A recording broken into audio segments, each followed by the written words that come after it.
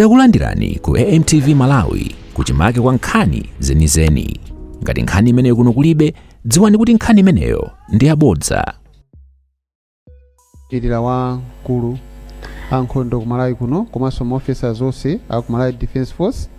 Ndilandirenso Inspector General a Malawi Police Service yolam ndi ma commissioners komanso maofficers onse kuchokera ku Malawi Police.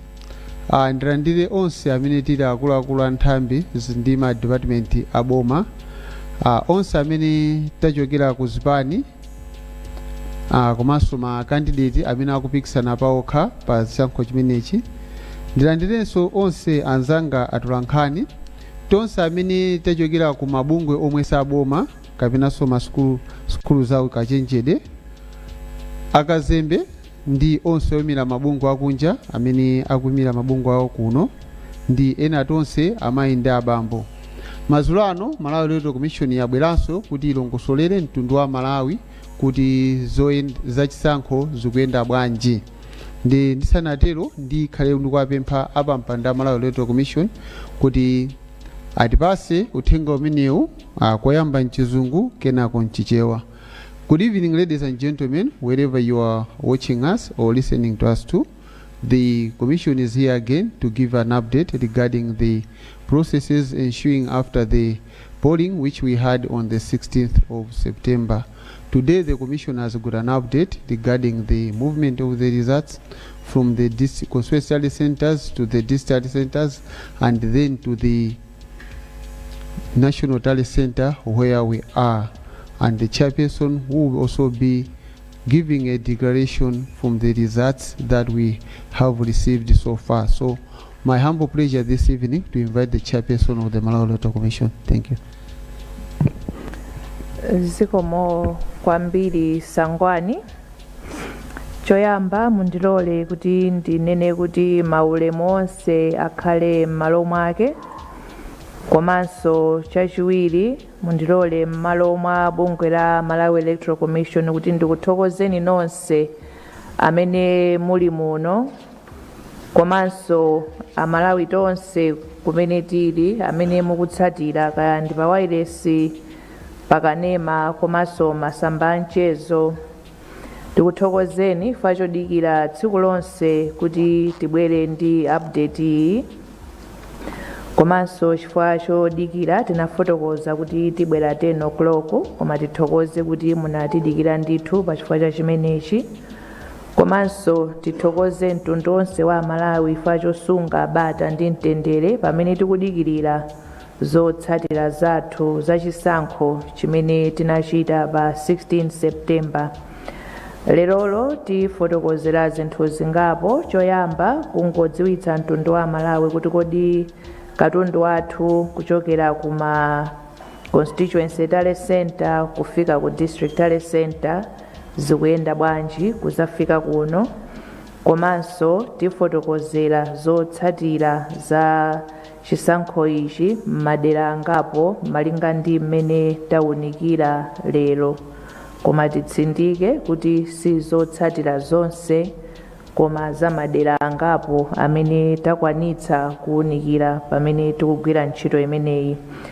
Choyamba tifotokozerere kuti kunyamula katundu wathu ntchito idakali nkati ndipo mene imafika 6 koloko madzulo pano. Choyamba tikambeza kutumiza pamakina pachatili ndi ma constituencies athu 229 ndipo tifotokoze kuti 219 akwaniritsa kutumiza zotsatira zawo pamakina. Komanso tifotokozere kuti zotsatirazi mukhoza ndithu kuziona pa polling station monga ndinafotokozera kale. Komanso mukhoza kuziona pa constituency Tally Center ina iliyonse. Pa constituency Tally Center imene amalizitsa ntchito yawo ndiye kuti zotsatira azikhoma pakhoma azimata pakhoma kapena pamalo owonekera. Kupempha kwathu ndiko kuti chonde zotsatira zimenezi musazichotse komanso musazisinthe muzisiye mmene ifeyo tazimatira. komanso aliyense ndi omasuka kupita kukaona kuti akatsimikizire kuti kodi pamalo pano zotsatira zake zatuluka motani. Komanso ma constituencies okwana 217 amenewa akwanitsa kuwunikira zotsatira zawo, ndipo ma district returning officer akumalizitsa kukonza zotsatira zimenezi. Tifotokozerenso kuti imene imafika 6 koloko lero madzulo makhonsolo okwanira 16 akwaniritsa kubweretsa katundu wawo kufika kuno ku National Tallying Center, pamenepa ndiye kuti tikuchotsera pa makhonsolo athu 36. Makhonsolo amene akwanitsa kufikitsa katundu wawo ndi Phalombe, Ntchisi, Karonga, Chitipa, Karonga Town, Nkatabe, Balaka, Mwanza, Cholo, Zomba City, Zomba District, Luchenza Municipality, Likoma, Nchewu komanso Salima. Pamene ntchito imene ikupitirira timafuna kuti tipitirize kupempha mtundu wonse wa Malawi kuti malinga ndi mmene tasungira bata ndi mtendere chiyambireni cha ulendo wathu pa nthawi ya kampeni kufika pano tikupempha kuti tiyeni tonse tipitirize kukhala odekha komanso kusunga bata ndi mtendere, ngakhale kuti tili ndi zoyembekezera zosiyanasiyana pa chisankho chimenechi. Tiyeni timangirire umodzi ngati Amalawi. Zisankho ndi mbali imodzi ya moyo wathu, ngati pamene tinasankha kuti tikhala ndi democracy m'dziko muno. Ngakhale kuti zisankho zimabweretsa chimwemwe kapena kukhumudwa malinga ndi mmene zayendera, ndikofunikira kuti tonsefe tisunge umodzi komanso tikhale ololerana. Tiyeni tilemekeze anzathu pamene akusangalala, tiyeni tilemekeze anzathu pamene angakhalenso kuti akhumudwa. Timafuna tifotokozerenso kuti kunachitika ngozi pamene msewu umenewu ndi kuchoka ku Nsanje kupita ku Chikwawa. Imene ndi galimoto yathu imene inanyamula katundu osati zotsatira koma katundu wathu wina amene timagwiritsa ntchito amene amapita ku warehouse yathu ku Blantyre. Wa polisi amene amapereka chitetezo pa galimoto imeneyi avulala pang'ono kumutu. Timafuna tingotsimikizira kuti munalibe ma ballot paper kapenanso zotsatira galimoto imeneyi, ndipo tayikanso chitetezo chokwanira pamene galimoto idakali pamene achita ngozi kudikira kuti akayichotse. Timafuna tikambekonso za constituency returning officer akunkhoma constituency amenewa anayesera kuchotsa moyo wawo tsiku la lero, ndipo mwachisomo cha Mulungu zimenezo sizinatheke, ndipo panopa ali m'manja mwa polisi.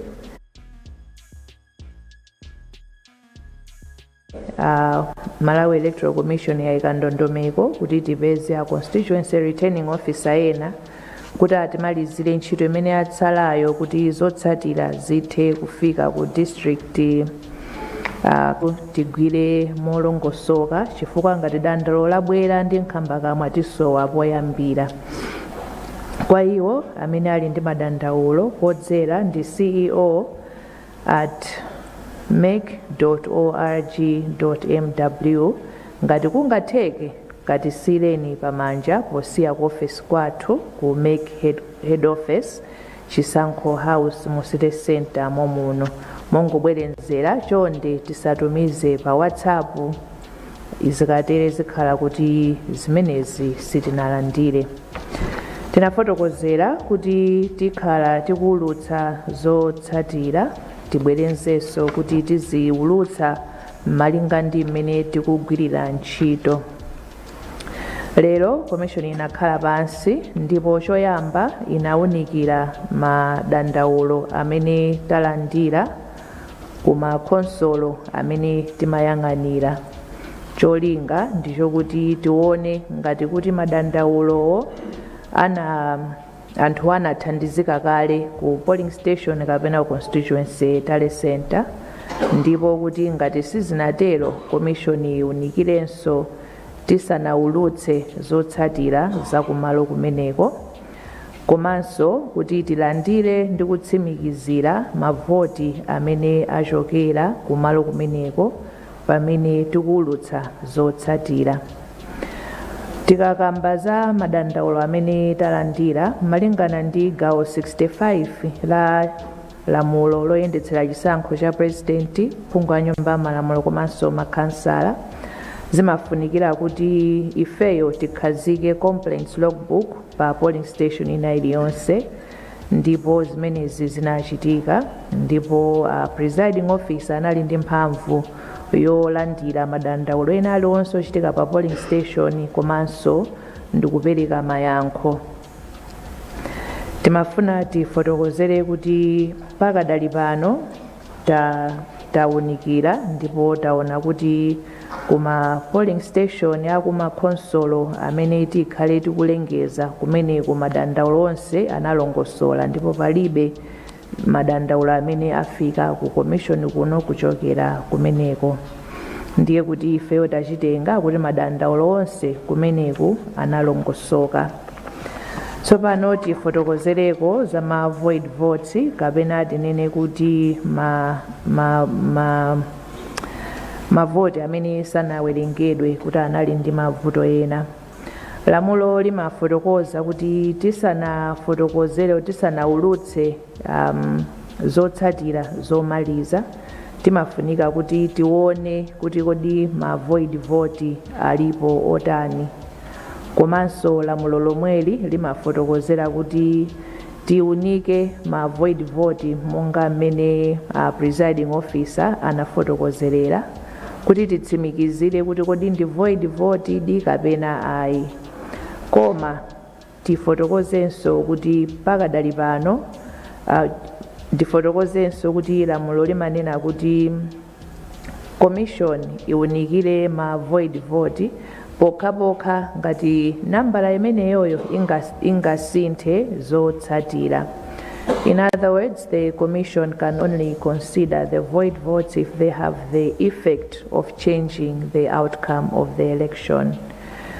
Pachifukwa cha chimenechi commission sinaunikire ma void vote chifukwa chokuti sitinamalize kuunikira zotsatira za chisankho cha president kuchokera dziko lonse. Ndiye kuti tikamaliza makonsolo onse pamene tizalingalire kuti kodi ma void vote tiaone kapena ayi, chifukwa choti pamenepopo pamene tizadziwe kuti zotsatira zili motani ku makonsolo. Pa nthawi ino mutilole tsopano kuti tifotokozere zotsatira ku madera awa.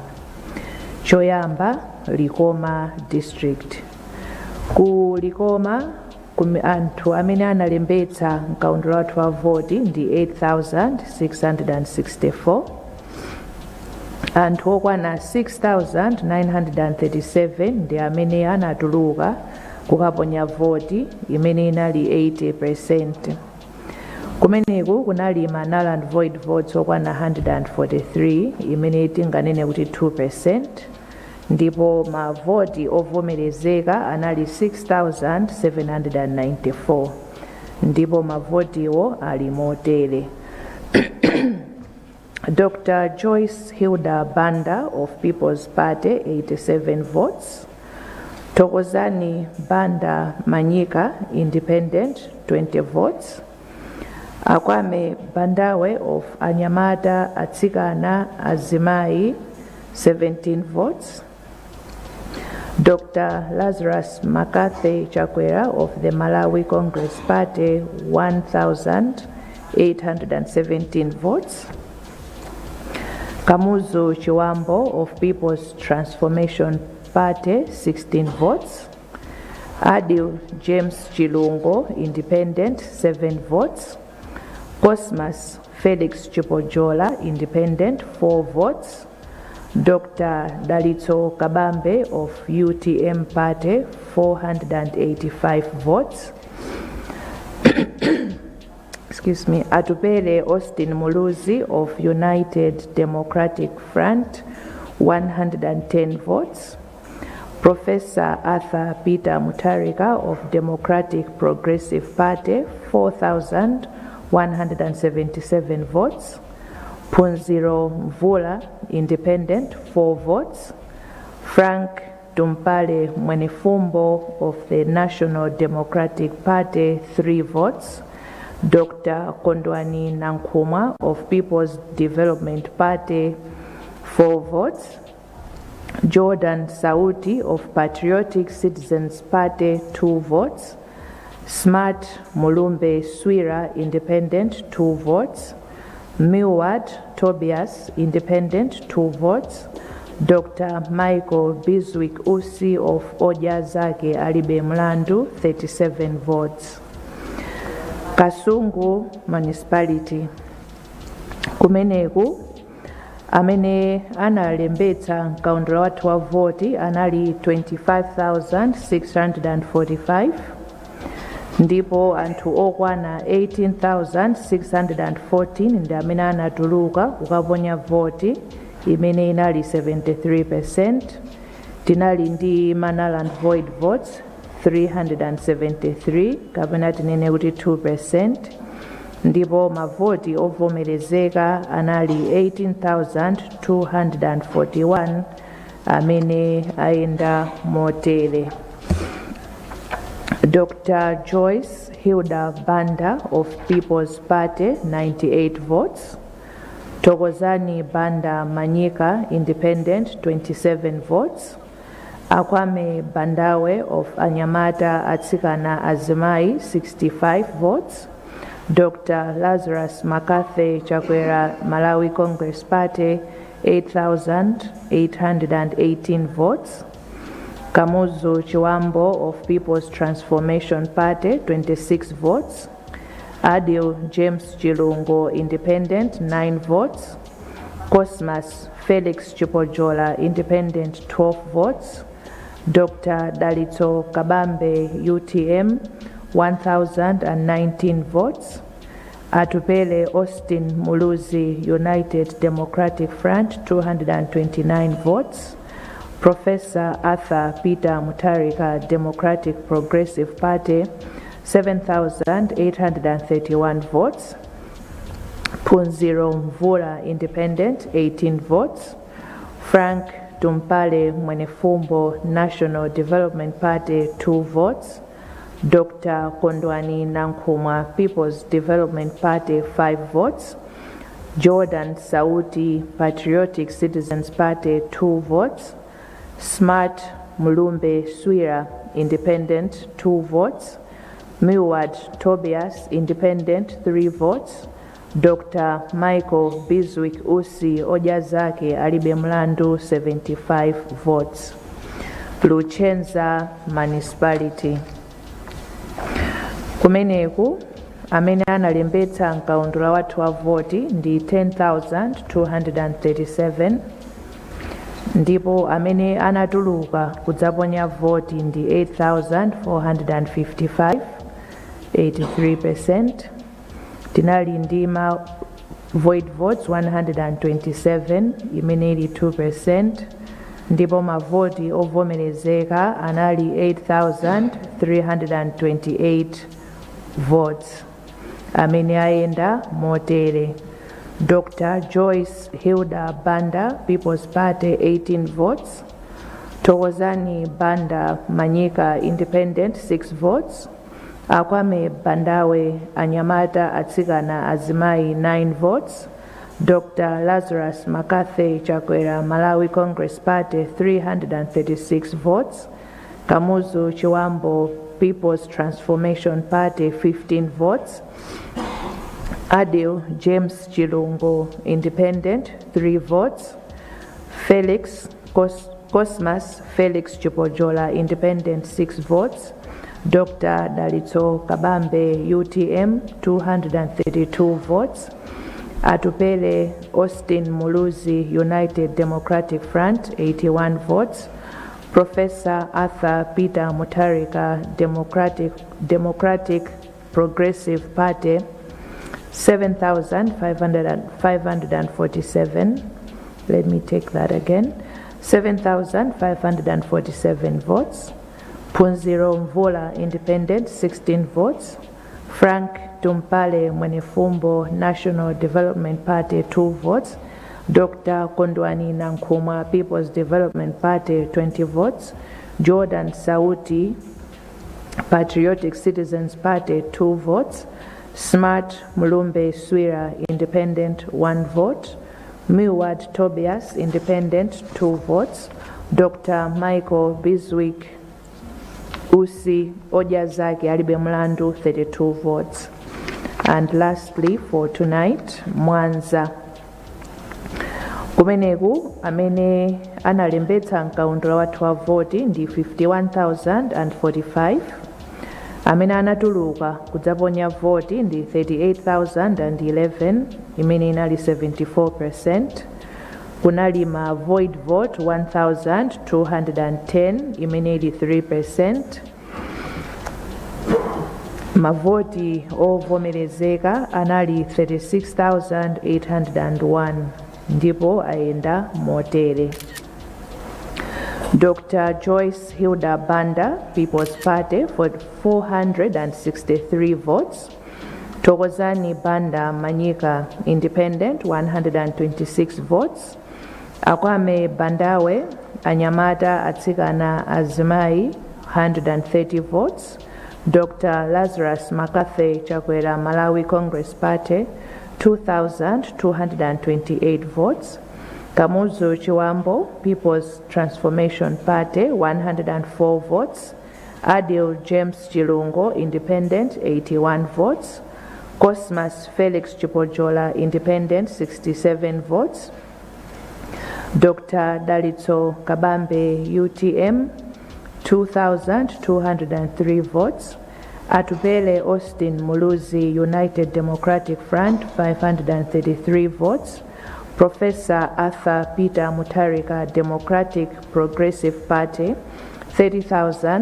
30,576 votes. Punziro Mvula Independent 84 votes. Frank Tumpale Mwenefumbo National Development Party 35 votes. Dr. Kondwani Nankrumah People's Development Party 10 votes. Jordan Sauti Patriotic Citizens Party 25 votes. Smart Mulumbe Swira Independent 19 votes. Milward Tobias Independent 22 votes. Dr. Michael Biswick Usi Ojazaki Alibe Mlandu 95 votes.